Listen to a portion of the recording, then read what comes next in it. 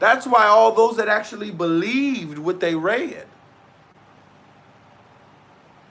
they weren't worshiping a picture. Were there those worshiping a picture? Yeah, there was people worshiping a picture of a white Christ, just like there's people worshiping what they believe is the image of a black Christ. When we know that he's Hebrew, there's no doubt about that, but he still said don't make an image of him. Just because they did it don't mean that we get to go do it. We're supposed to stay solid. We're not supposed to be looking at the fact that we are under grace and abandoning that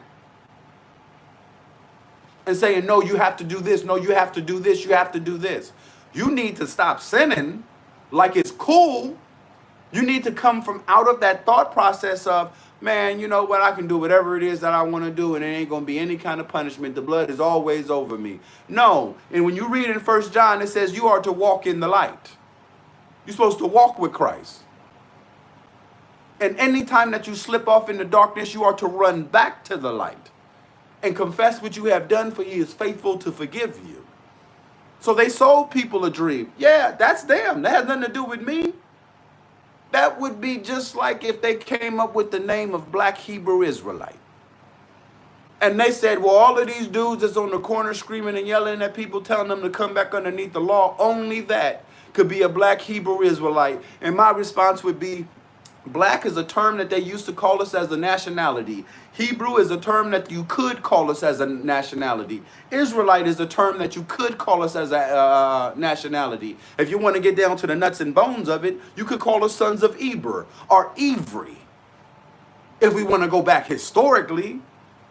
But my question is, what do you believe? Do you read?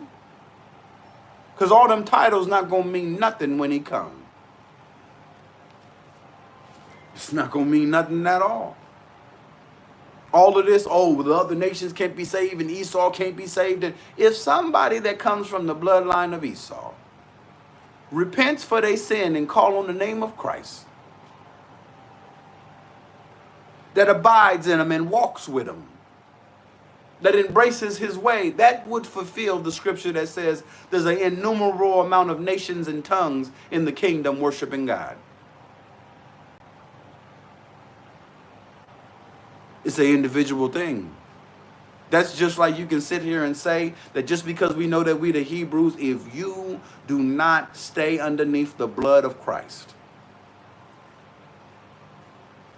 if you don't stop playing, like you can still watch these movies, look at these women like this, watch these YouTube videos, partake in all of these things as far as these parties and this music that you listen to and exalting yourself in pride over everyone else like you better than them.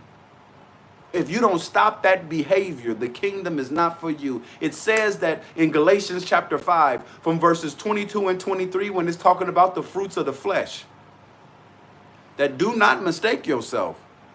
If you are walking in the fruits of the flesh, you will not inherit the kingdom. He said the fruits of the flesh, and then he names them. Isn't it amazing that the Sabbath was not named on that list, was it? But indeed, it was your heart position. It was if you love people or not, how you treat people, how you take care of them. That's what counts. Christ came to do what you could not do successfully. Stop looking at him and telling him, oh no, I can do it.